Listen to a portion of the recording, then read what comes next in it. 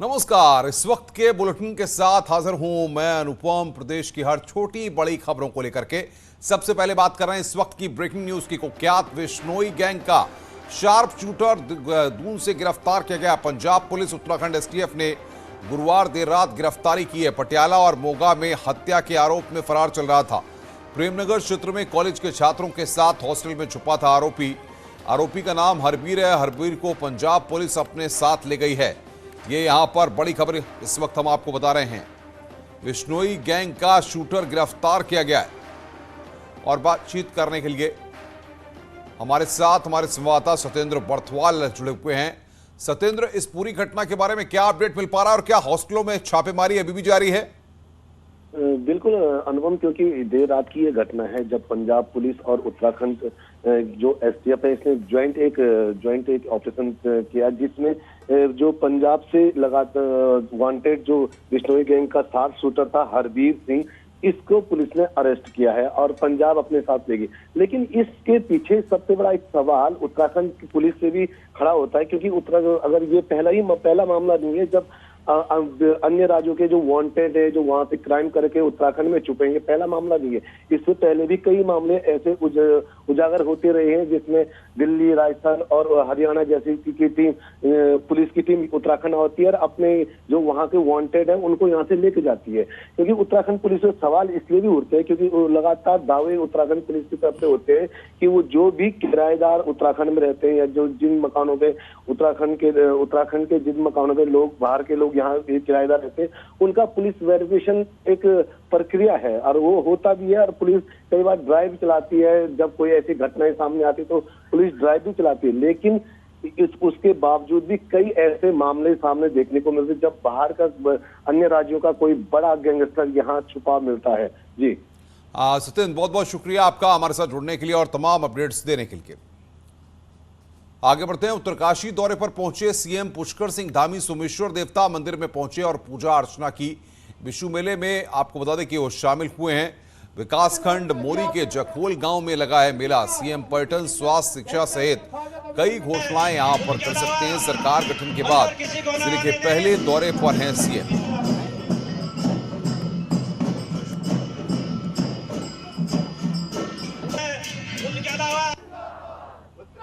और बातचीत करने के लिए बलवीर परमार हमारे संवाददाता उत्तरकाशी से हमारे साथ जुड़े हुए हैं। बलवीर, फिलहाल मुख्यमंत्री कहां पर है और क्या कार्यक्रम उनका रहने वाला है? बिल्कुल अनुपम, इस समय जो सूबे के सीएम है पुष्कर सिंह धामी वो जखोल गांव में है और इसमें जो मंच सजाया गया है वहां पे मौजूद है। इससे पहले सीएम धामी का जो ग्रामीण है, बड़ी संख्या में ग्रामीण यहाँ पहुंचे हुए और ग्रामीणों ने पारंपरिक तरीके से स्वागत किया है सीएम धामी का। और पूजा अर्चना भी सीएम धामी ने, जो सोमेश्वर देवता है इनके पूरे क्षेत्र में सोमेश्वर देवता के नाम से पहचाना जाता है, तो पूजा अर्चना की है। उसके बाद मंच पे है इस समय। तो उम्मीदें काफी ज्यादा है जो ग्रामीण है, क्योंकि ये पर्वत क्षेत्र पड़ता है और पहली बार जो विधायक है वो भी इसी क्षेत्र से जीत के आए हैं और मोरी प्रखंड से। तो कह सकते हैं कि उम्मीदें बहुत ज्यादा इस क्षेत्र की, पिछड़ा क्षेत्र है ये और सड़क कई गांव में अभी तक नहीं पहुंच पाई है और स्वास्थ्य के क्षेत्र में भी और शिक्षा के क्षेत्र में भी काफी पिछड़ा हुआ है ये क्षेत्र। तो लगातार मांगे ये क्षेत्र पिछले कई सालों से करता है। तो इस समय जो सूबे के मुख्यमंत्री है वो यहाँ पहुंचे हुए है और जो मांगे हैं ग्रामीणों की, मांग पत्र भी ग्रामीणों ने बनाया हुआ है। तो देखना होगा कि सीएम किन किन मांगों पे घोषणा करते हैं और उम्मीदें काफी ज्यादा है। पहली बार विधायक यहां से चुन के, जो विधायक है पपुला विधायक दुर्गेश्वर लाल इसी क्षेत्र से पड़ते हैं और जनपद का पहला दौरा है सीएम का। तो उम्मीदें बहुत ज्यादा है और कुछ ही देर बाद सीएम संबोधित करेंगे ग्रामीणों को। तो बड़ी घोषणाएं भी यहाँ पे संबोधित करेंगे सीएम, तो दर्शकों को सुनवाएंगे। बहरहाल ये लाइव तस्वीरें भी अभी हम आपको दिखा रहे थे वहां से कि किस तरीके से वहां पर कार्यक्रम में पुष्कर धामी शिरकत कर रहे हैं।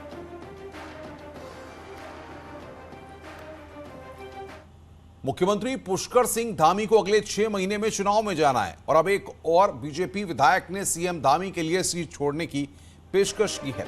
रुद्रप्रयाग से विधायक भरत चौधरी ने मुख्यमंत्री के लिए सीट छोड़ने की पेशकश की है। विधायक भरत चौधरी ने कहा है कि सीएम धामी रुद्रप्रयाग सीट से चुनाव लड़ेंगे और कहा कि उनको बम्पर वोटों से जिताकर विधानसभा भेजेंगे। सीएम धामी ने भरत चौधरी को धन्यवाद दिया है। साथ ही कहा है कि पार्टी जहां से चुनाव लड़ने को कहेगी वो वहां से चुनाव लड़ने को तैयार है। इससे पहले चंपावत विधायक कैलाश गैतोड़ी, जागेश्वर से मोहन सिंह और कांग्रेस विधायक हरीश धामी भी सीएम धामी के लिए सीट छोड़ने की पेशकश कर चुके हैं। मैंने उनसे कहा है कि मुझे क्षेत्र का विकास चाहिए और मेरे लिए ये बहुत ही सौभाग्य की बात होगी अगर मुख्यमंत्री यहाँ से चुनाव लड़ते हैं। भरत सिंह चौधरी जी का मैं आभारी हूँ। उन्होंने अपनी इच्छा व्यक्त करी और उन्होंने सारे जन समुदाय के सामने कहा। मैं उनकी इच्छा को पार्टी हाईकमान को अवगत करा दूंगा। बाकी अंतिम निर्णय पार्टी हाईकमान को लेना है। करप्शन और गड़बड़ी करने वालों पर कानून कड़ी कार्रवाई करेगा, यह कहना है मुख्यमंत्री पुष्कर सिंह धामी का। और फिलहाल पिछली सरकार की गड़बड़ियों की जांच करके मुख्यमंत्री जनता के बीच ठोस संदेश देना चाहते हैं।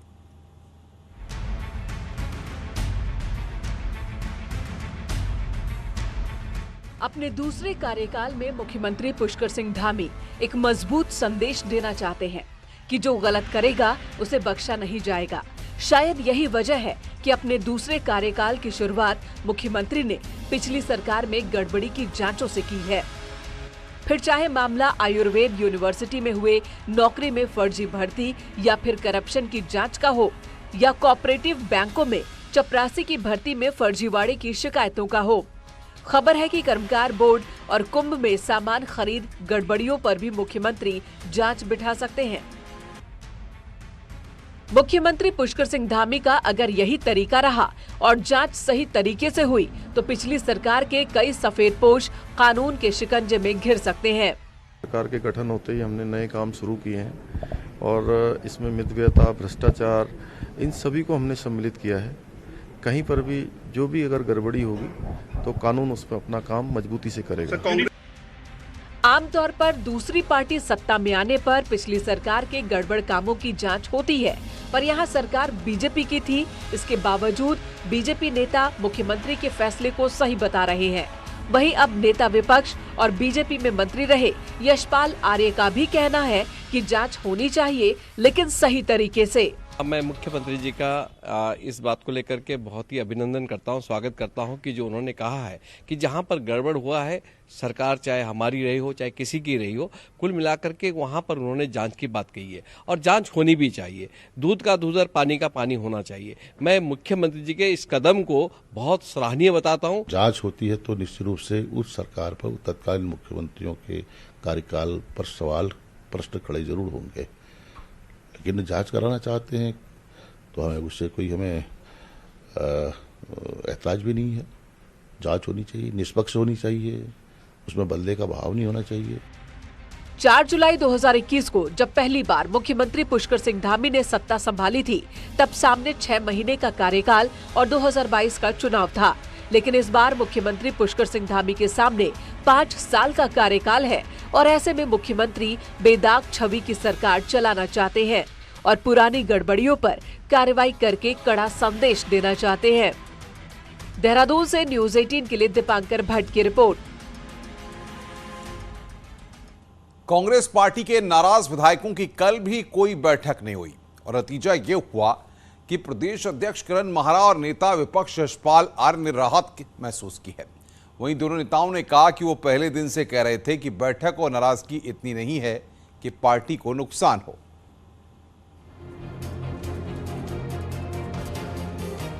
कांग्रेस के नाराज विधायक बैठक कर सकते हैं। किरण माहरा को प्रदेश अध्यक्ष और यशपाल आर्य को नेता विपक्ष बनाए जाने के बाद ये चर्चा जोरों पर रही, लेकिन बीते 3 दिन में बवाल तो बहुत हुआ, लेकिन नाराज विधायकों की कोई बैठक हुई नहीं। यानी नाराजगी की बात पर भी कांग्रेस के 10 विधायक एकजुट नहीं हो सके। बैठक देहरादून में होनी थी, वो हुई नहीं और कुछ तो देहरादून आए ही नहीं। देखिए, नाराज कोई नहीं है और अपनी बात कहने का हर किसी को अधिकार है और आपस में बातचीत करके मना लिया जाएगा सब। सूत्रों का दावा है कि नाराज विधायक न तो बैठक पर एक राय बना पाए और न ही ये तय हो सका कि बैठक को लीड कौन करेगा। इसीलिए 3 दिन तक सिर्फ बातें होती रही, बैठक नहीं। और यही देखकर प्रदेश अध्यक्ष किरण माहरा और नेता विपक्ष यशपाल आर्य की टेंशन थोड़ी कम जरूर हुई है। पूरा आश्वस्त था क्योंकि मैंने पहले भी कहा था it is a temporary phase. जब हम लोग कोई बड़ा डिसीजन पार्टी या कहीं भी लिया जाता है तो एक रिएक्शन आते हैं, मतलब जिसके जो भाव है वो भावावेश में बोलता है, तो ऐसा कुछ नहीं था, सभी कुछ ठीक है। हाँ, कुछ लोगों ने कुछ ज़्यादा चीज़ें कह दी हैं, उस पर हम लोगों को मंथन करना है। और सब हम साथ हैं और उन्होंने कहा कि पार्टी के फैसले को, पार्टी के निर्णय का हम स्वीकार करते हैं, उसका हम उस फैसले को हम शिरोधार्य करते हैं। तो कोई इस तरह की कोई जो अफवाहें हैं जो हवा में तैर रही हैं, जो बातें कही जा रही हैं, कपोल कल्पित है, निराधार है। कांग्रेस संगठन में बदलाव चुनावी हार के बाद हुआ है और प्रदेश अध्यक्ष करण माहरा ने अभी चार्ज भी नहीं संभाला, लेकिन बिना बैठक के हुए बवाल ने साफ कर दिया है कि करण माहरा के लिए भविष्य में काम करने से ज्यादा कठिन काम बवाल थामना होगा। अल्मोड़ा से किशन जोशी के साथ दीपांकर भट्ट, न्यूज़ 18 देहरादून।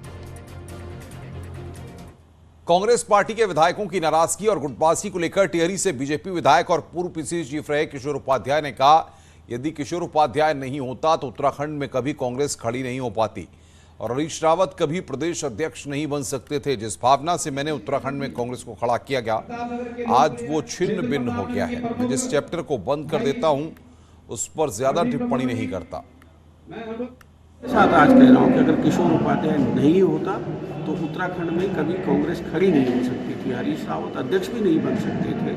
और जिस भावना से कांग्रेस को यहाँ खड़ा किया गया, लोगों ने उसको तुरंत कर दिया, इसलिए सब छिन्न भिन्न हो गया। देखो, मैं जिस चैप्टर को बंद कर देता हूँ उस पर मैं कोई ज़्यादा टिप्पणी नहीं। उत्तराखंड के मुख्यमंत्री पुष्कर धामी उत्तरकाशी के दौरे पर हैं, इस वक्त संबोधित कर रहे हैं, सीधे आपको ले चलते हैं। आप सब लोगों ने अभी हुए विधानसभा के चुनाव में जिनको अपना मत दिया, समर्थन दिया, अपना आशीर्वाद दिया और भारी बहुमत से इस क्षेत्र से जिताकर विधानसभा का सदस्य बना दिया। ऐसे हमारे इस क्षेत्र के बहुत ही युवा जुझारू विधायक भाई दुर्गेश्वर लाल जी, जिलाध्यक्ष भारतीय जनता पार्टी भाई रमेश चौहान जी, हमारे प्रदेश के भारतीय जनता पार्टी के मीडिया प्रभारी, मीडिया प्रमुख भाई मनवीर चौहान जी, जिला महामंत्री भाई सतेंद्र सिंह राणा जी, जिला पंचायत सदस्य जखौल भाई हकम सिंह रावत जी, ब्लॉक प्रमुख मोरी बच्चन सिंह पवार जी, सूरज रावत जी, मंडल अध्यक्ष सीकरी, हमारे बहुत वरिष्ठ नेता पूर्व जिलाध्यक्ष भाई जगत सिंह चौहान जी, पूर्व जिला पंचायत अध्यक्ष आदरणीय नारायण सिंह चौहान जी, पूर्व जिला अध्यक्ष भाई श्याम डोभाल जी, इंजीनियर किशन लाल जी, प्रदेश उपाध्यक्ष मोर्चा अमित चंद सहार जी, पूर्व जिला अध्यक्ष भाजपा बच्चन चौहान जी, मंडल अध्यक्ष गंगा सिंह रावत जी, शिव सिंह राणा जी, हरिमोहन चंद जी, मुकेश टमटा जी, मंडल अध्यक्ष शोभेंद्र चौहान जी, राजेंद्र रावत जी, सरदार सिंह जी और हमारे होम स्टे वाले और इस मेला कमेटी के अध्यक्ष गंगा सिंह रावत जी एवं यहाँ पर उपस्थित सभी भारतीय जनता पार्टी के सभी हमारे पदाधिकारीगण, मंडल महामंत्री साकरी जी, श्री दर्शन सिंह जी एवं सभी आए हुए हमारे सभी बड़े बुजुर्ग, सभी उपस्थित माताएं, बहनें, मेरे नौजवान साथियों और प्यारे बच्चों, मैं सबसे पहले तो भगवान सोमेश्वर महादेव जी को प्रणाम करता हूं और आप सभी को प्रणाम करता हूं। आज मुझे सौभाग्य प्राप्त हुआ भगवान सोमेश्वर महादेव के इस मंदिर प्रांगण जखौल में आयोजित विश्व मेला, जो हमारे पूर्वजों के समय से यहाँ पर आयोजित होता रहा है, उसमें मैं भी आप सबके सानिध्य में भगवान सोमेश्वर महादेव की कृपा से इसमें शामिल होने का मुझे भी अवसर मिला। भाइयों बहनों, इस मेले में सम्मिलित होने वाले 22 ग्रामों के साथ 68 ग्राम पंचायतों के लोगों द्वारा अपनी पुरानी स्थानीय वेशभूषा में रासो, तांती, कप्पा और सोमेश्वर महादेव नृत्य के साथ रासो कार्यक्रम किया जाना अपने आप में एक अद्भुत एवं विशेष संस्कृति का परिचायक है। जो हमारी इस रवाई संसार की संस्कृति है उसको जीवंत करने का और पुरानी संस्कृति को पीढ़ी दर पीढ़ी आगे बढ़ाने के लिए हमारे इस मेले का महत्व अपने आप में कई गुना बढ़ जाता है। भाइयों बहनों, आज मैं यहाँ आकर अपने आप को धन्य महसूस कर रहा हूँ। मैं सबसे पहले तो आप सबकी इतनी बड़ी विशाल संख्या यहाँ पर देखकर मैं बिल्कुल मुझे ये अद्भुत दृश्य लग रहा है और अभिभूत हूँ। मैं आप सभी को देखकर आप सबका मैं हृदय की गहराइयों से धन्यवाद करना चाहता हूँ कि आप सब लोगों के बीच में मैं चुनाव के समय में पुरोला आया था, अन्य स्थानों पर एक दिन मोरी भी आया था और मैंने देखा कि इस क्षेत्र के लोगों ने हमारे देश के यशस्वी प्रधानमंत्री नरेंद्र मोदी जी, जिनके नेतृत्व में आज पूरे देश का चहुमुखी विकास हो रहा है और उत्तराखंड के बारे में जो उनका एक विजन है, जो उनकी सोच है कि उत्तराखंड हिंदुस्तान का श्रेष्ठ राज्य बनना चाहिए, हिंदुस्तान का आदर्श राज्य बनना चाहिए, उसको बढ़ाने के लिए आपने उन सब कामों पर, उनके जो विजन है, उनके किए हुए काम है, आगे के विजन पर आप सब लोगों ने यहाँ से उस पर मोहर लगाई है और आपने भाई दुर्गेश्वर लाल को यहाँ से चुनाव दिलाकर भेजा है।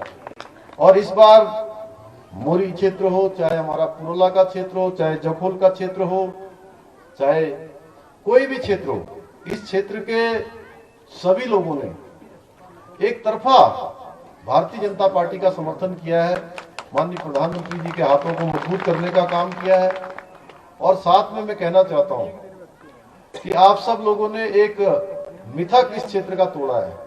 जैसा अभी भाई दुर्गेश्वर कह रहे थे कि यहाँ पर जब सरकार होती थी तो विधायक दूसरी पार्टी का होता था और विधायक होता था, सरकार होती थी तो विधायक दूसरी पार्टी का होता था, विधायक होता था तो सरकार दूसरी की होती थी।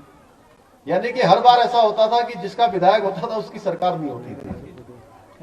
लेकिन पहली बार आप सब लोगों ने ये मिथक तोड़ने का काम किया है। आप लोगों ने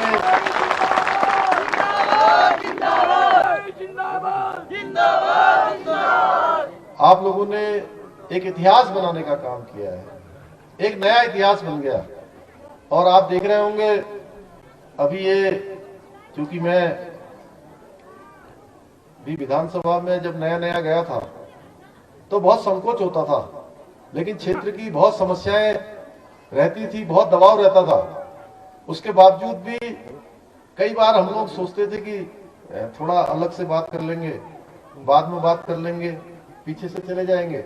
लेकिन आपके विधायक जी तो बिल्कुल संकोच ही नहीं कर रहे पहले दिन से। जब से रिजल्ट आया है तब से लगातार आज ये मांग, आज ये यहाँ की समस्या, आज वहाँ की समस्या, आज इस अस्पताल का उच्चीकरण करना है, इस विद्यालय का उच्चीकरण करना है। मैं सच में आप सबका उत्तरकाशी से पुष्कर धामी को आप सुन रहे थे, जो कि कार्यक्रम में वहां पर संबोधित कर रहे हैं। रुक रहे हैं यहां पर एक ब्रेक के लिए। खबरों का सिलसिला लगातार जारी है।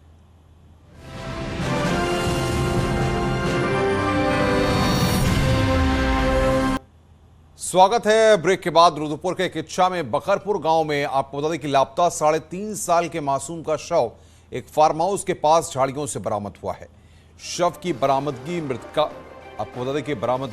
के पति के रिश्तेदार की निशानदेही पर हुई है। मृतका के पिता के रिश्तेदार की निशानदेही पर हुई, जिसके बाद पुलिस आरोपी से अब पूछताछ में जुटी हुई है। दरअसल बृहस्पतिवार की दोपहर मासूम घर के बाहर लापता हो गई थी। बच्ची के पिता ने पुलिस से शिकायत कर अपने साड़ू के बेटे पर शक जताया था। और बातचीत करने के लिए चंदन हमारे संवाददाता जुड़े हुए हमारे साथ। चंदन, क्या निकलकर इस पूरे मामले में सामने आया है? जी मैं आपको बता दूं, ये बृहस्पतिवार का पूरा वाकया है जब ये मासूम घर के बाहर से गायब हो गई थी और पूरे दिन भर जब इसका पता नहीं चला तो शाम को इसके पिता ने पुलिस को तहरीर दी थी। और पूरे मामले में जब पुलिस ने छानबीन की तो जो मृतका है के जो पिता है उनके साड़ू के बेटे पर पूरा शक जताया गया था। और ये इसकी देर रात मासूम की बरामदगी, इसके शव की बरामदगी हो गई थी। अब पुलिस इस पूरे मामले में आरोपी से पूछताछ में जुटी है। आरोपी अलग अलग तरीके से पुलिस को गुमराह कर रहा है। हालांकि अभी ये दुष्कर्म की भी आशंका जताई जा रही है, लेकिन अभी पोस्टमार्टम रिपोर्ट के बाद ही कुछ पुलिस कहने की बात कह रही है। चंदन, बहुत बहुत शुक्रिया आपका हमारे साथ जुड़ने के लिए। इस खबर पर आप अपडेट आगे भी आपसे लेते रहेंगे। रुक रहे हैं यहाँ पर एक ब्रेक के लिए। ब्रेक के बाद खबरों का सिलसिला लगातार जारी है।